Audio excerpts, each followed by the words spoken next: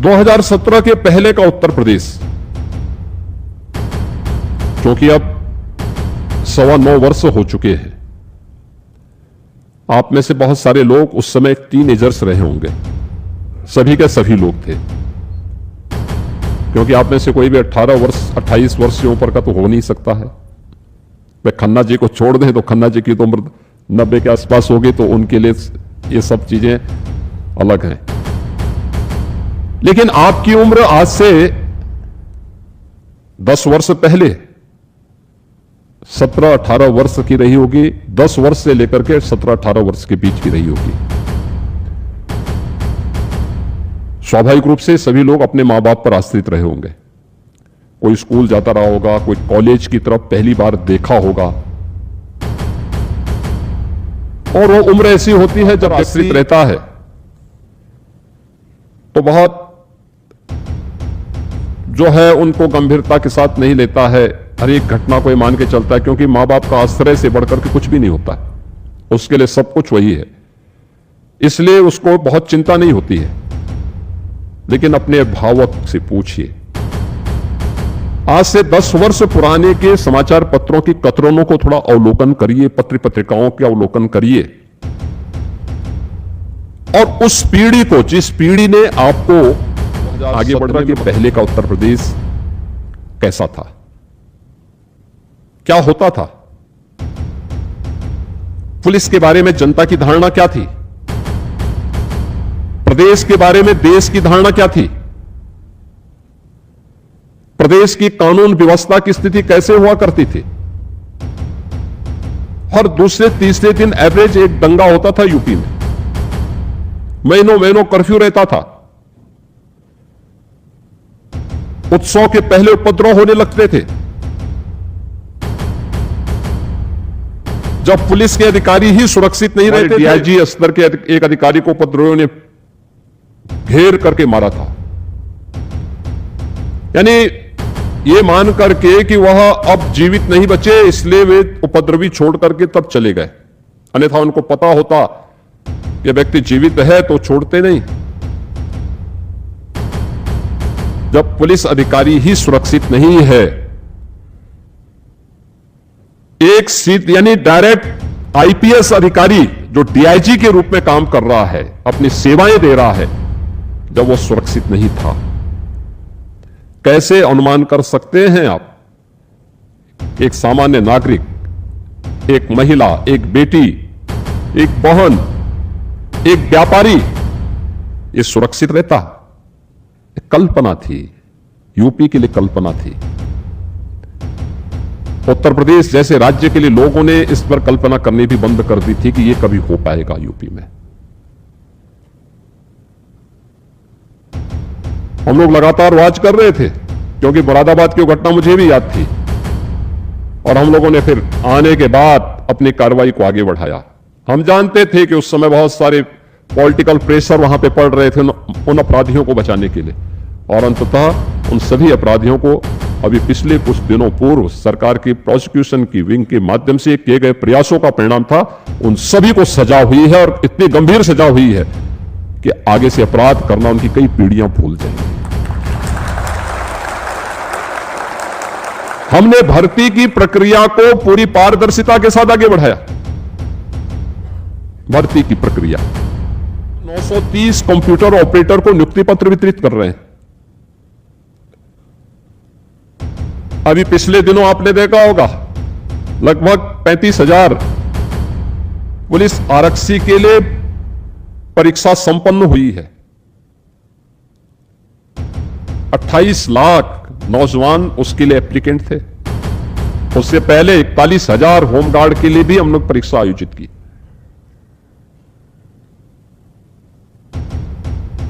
पिछले 9 वर्ष में 2.25 लाख पुलिस कार्मिकों की भर्ती हुई है अलग अलग स्टेजेस में,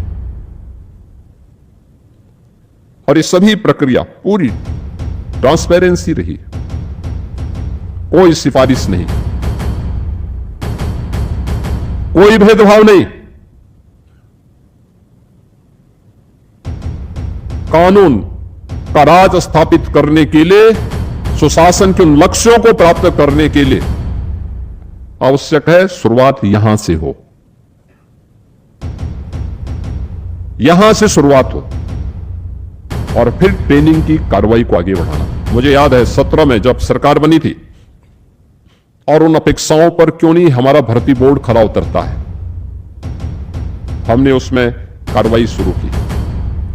माननीय न्यायालय ने आदेश दिया कि आप भर्ती कर सकते हैं।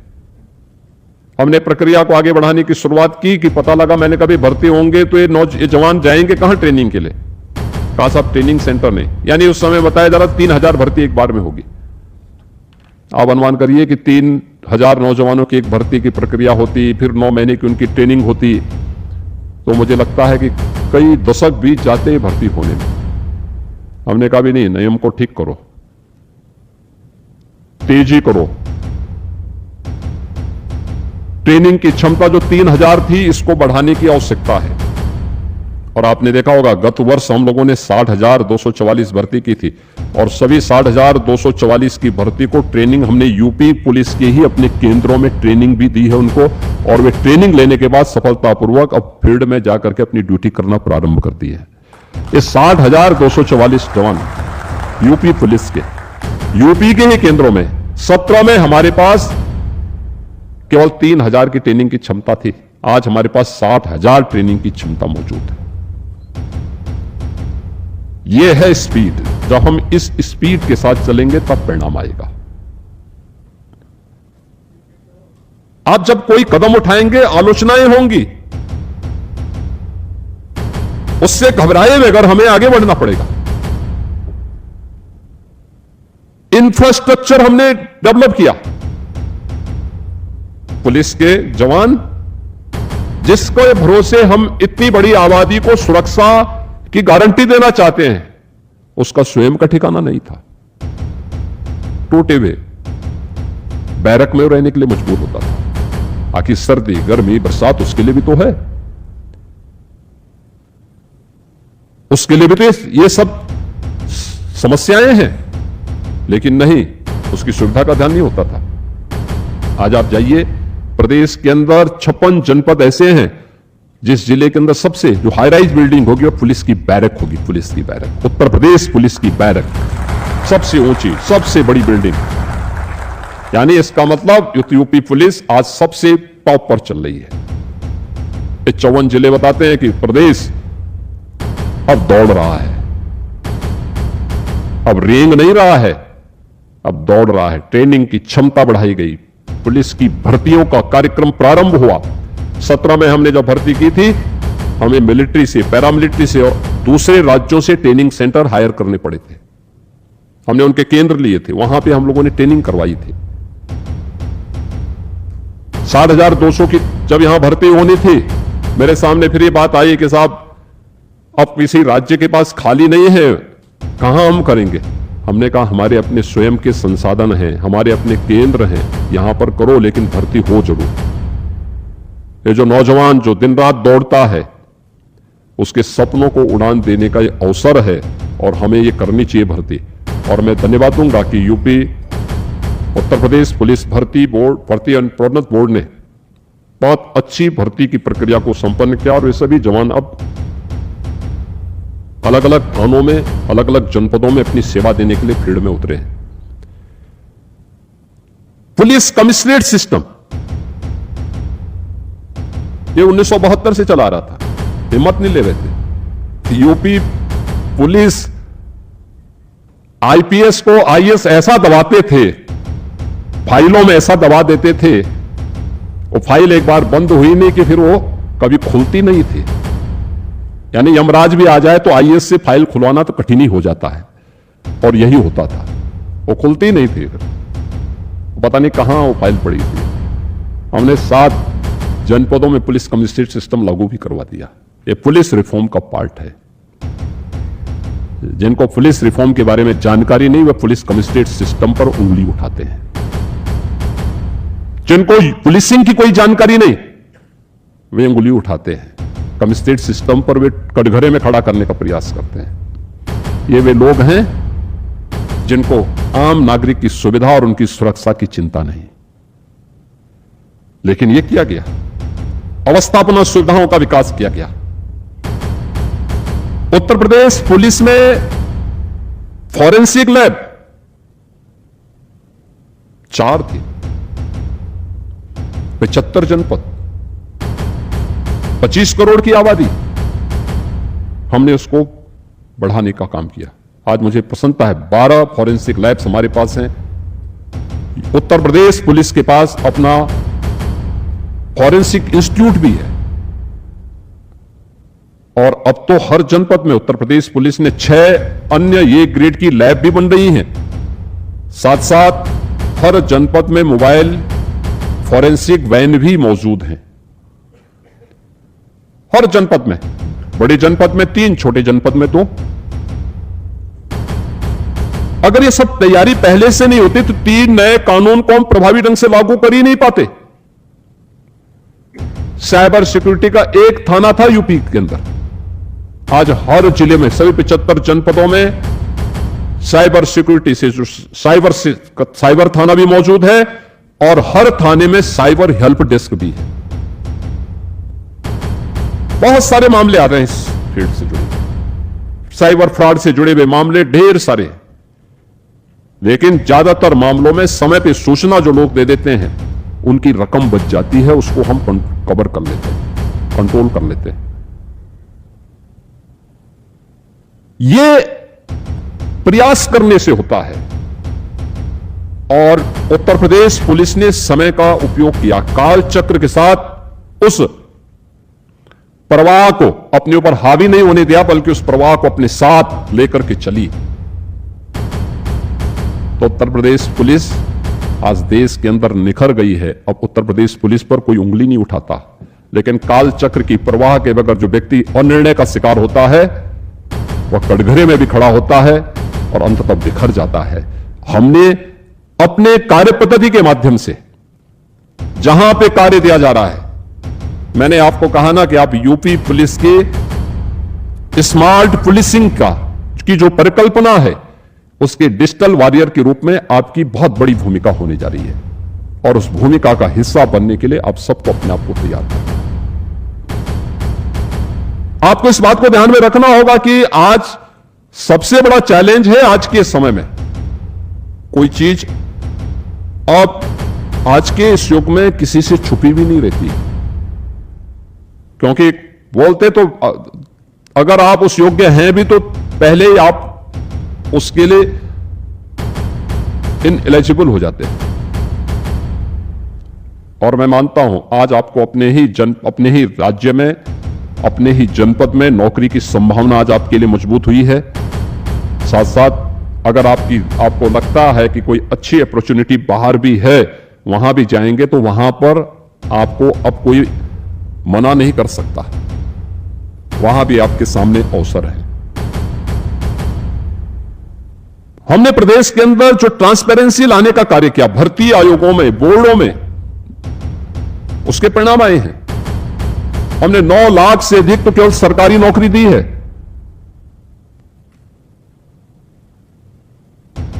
प्रदेश के अंदर सुरक्षा का जो वातावरण बना है, लाखों नौजवानों को उसके माध्यम से निवेश से और उद्योगों की संख्या, आप सोचो कि यूपी के अंदर कुल 14,000 बड़े कारखाने थे, कुल 14,000, इतनी बड़ी आबादी का राज्य। एमएसएमई लगभग बंद हो गया था। आज हमारे पास बड़े कारखानों की संख्या इन 9 वर्ष में 32,000 से अधिक हुई है। 32,000 बड़े कारखाने स्थापित हुए हैं, लाखों नौजवानों को यहां नौकरी मिली है और 96 लाख एमएसएमई यूनिट में फिर से पुनर्जीवित होकर के रोजगार के नए अवसरों को सृजित किया है। आज यूपी का व्यक्ति यूपी के अंदर कार्य प्राप्त कर सकता है, उसकी रुचि के अनुसार उसे कार्य प्राप्त हो सकता है।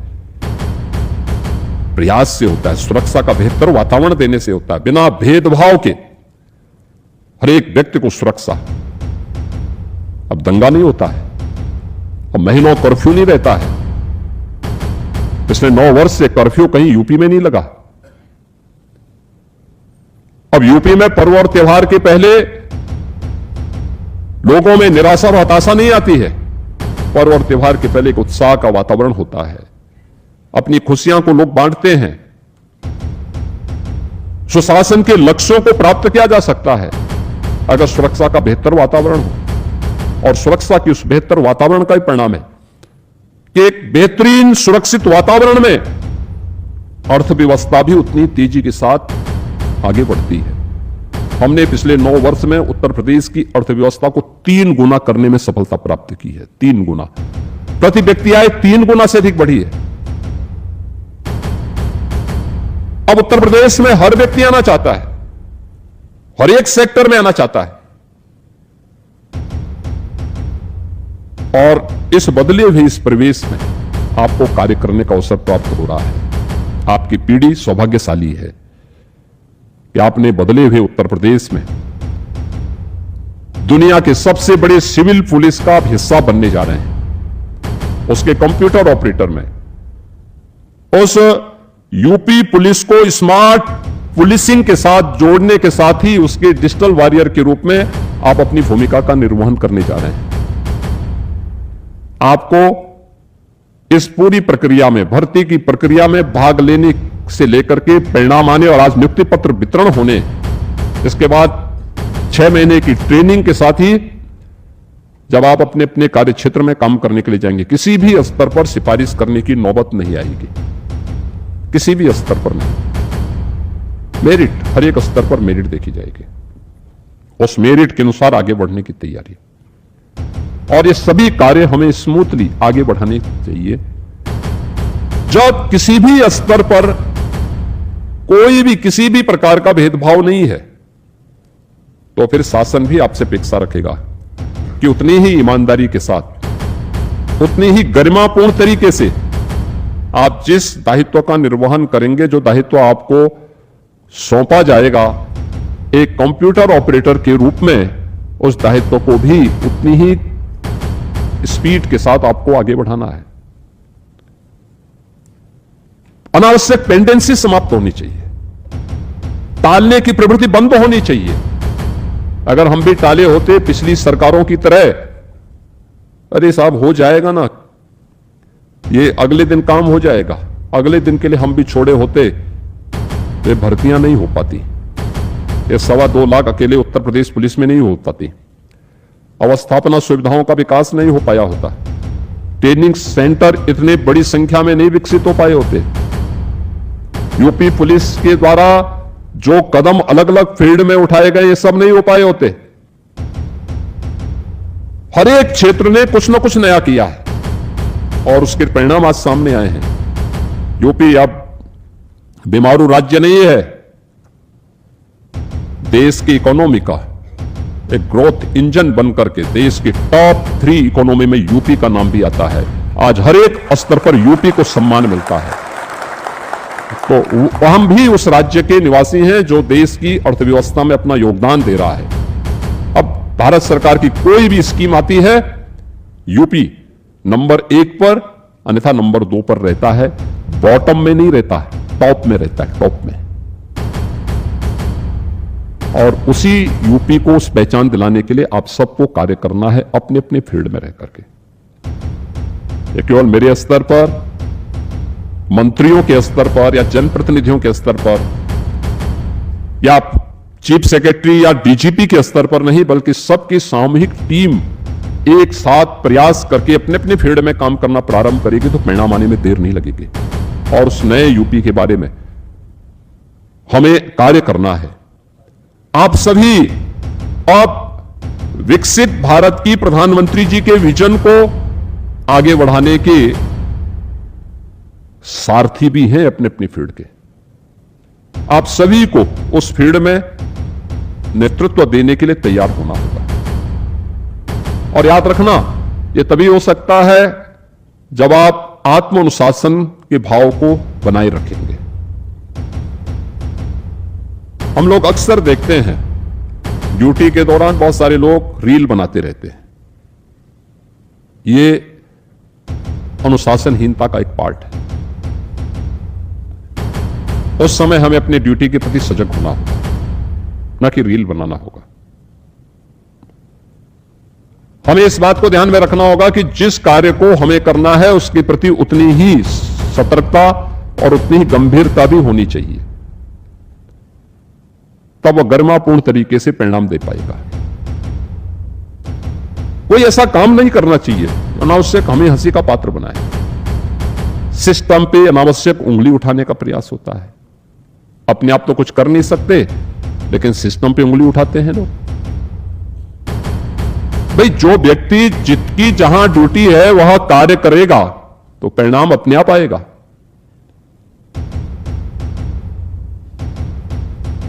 और उस परिणाम को लाने के लिए उस टीम भाव के साथ हम सबको आगे बढ़ना होगा। मुझे विश्वास है कि जो 930 कंप्यूटर ऑपरेटर्स आज यहां पर नियुक्ति पत्र प्राप्त कर रहे हैं, अगले 6 महीने के अंदर आपकी सफलतम ट्रेनिंग के उपरांत आप जब अपने कार्य क्षेत्र में जाएंगे तो उसमें जो बेहतरीन होगा, जो सबसे अच्छा होगा, वह करने का प्रयास करेंगे। आधुनिक तकनीक की जानकारी आपके पास होनी चाहिए। यूपी पुलिस से जुड़े हुए उन सभी एप्लीकेशंस की पूरी जानकारी आपके पास होनी चाहिए। और इस क्षेत्र में हमें किन सुरक्षा मानकों को ध्यान में रख करके कार्य करना है, इन सब बातों को आप ध्यान में रख करके अपना अच्छा परफॉर्मेंस करेंगे। इस विश्वास के साथ मैं आज के इस अवसर पर नियुक्ति पत्र प्राप्त करने वाले सभी कंप्यूटर ऑपरेटर्स को मैं हृदय से बधाई देता हूं, अपनी शुभकामनाएं देता हूं और विश्वास करता हूं कि उतनी ही पारदर्शिता और निष्पक्षता के साथ आप अपने विभाग के साथ और राज्य के साथ और देश के साथ आप भी न्याय करने के लिए अपने आप को तैयार करेंगे। आप सबके प्रति मेरी मंगलमय शुभकामनाएं हैं। धन्यवाद।